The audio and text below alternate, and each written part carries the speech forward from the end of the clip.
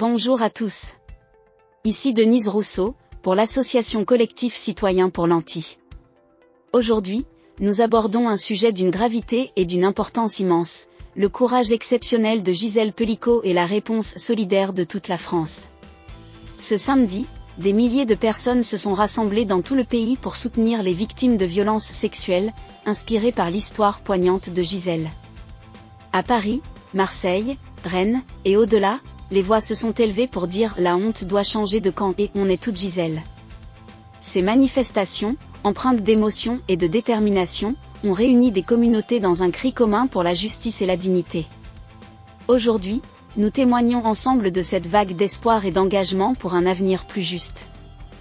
Aujourd'hui, nous prenons un moment, pour nous arrêter, et réfléchir ensemble, à un sujet qui touche profondément notre humanité, et notre solidarité collective. Ce samedi, des milliers de personnes ont manifesté, à travers la France, pour soutenir les victimes de violences sexuelles, inspirées par le courage immense de Gisèle Pelicot, une femme de 71 ans, dont la tragédie a provoqué une vague de soutien sans précédent à Paris, sur la place de la République. 3500 voix se sont élevées, dans un cri puissant.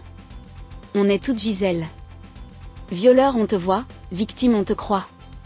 Ces slogans, empreints de force et de solidarité, résonnent comme un appel à la justice et à la dignité pour toutes les victimes de violences sexuelles. À Marseille, plusieurs centaines de personnes se sont rassemblées devant le palais de justice, avec une banderole audacieuse, proclamant « La honte doit changer de camp ».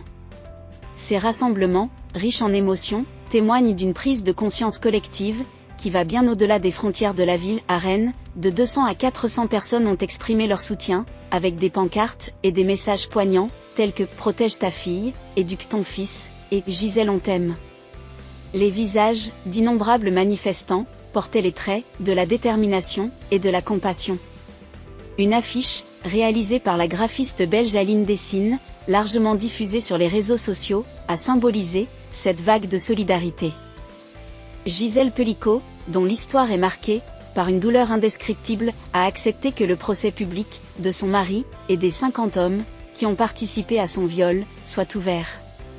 Cette décision courageuse a non seulement exposé une réalité terrible, mais elle a aussi offert un puissant levier pour faire avancer le débat sur les violences sexuelles. Nous sommes témoins aujourd'hui d'une mobilisation qui transcende les frontières, une mobilisation qui dit haut et fort que la honte ne doit plus peser sur les victimes, mais sur les agresseurs.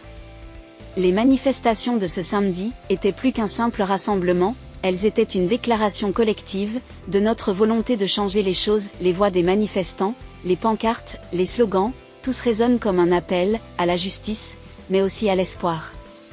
L'espoir que la société pourra évoluer, que les victimes seront entendues, et que la culture du viol et de la honte sera remplacée par une culture de respect et de solidarité.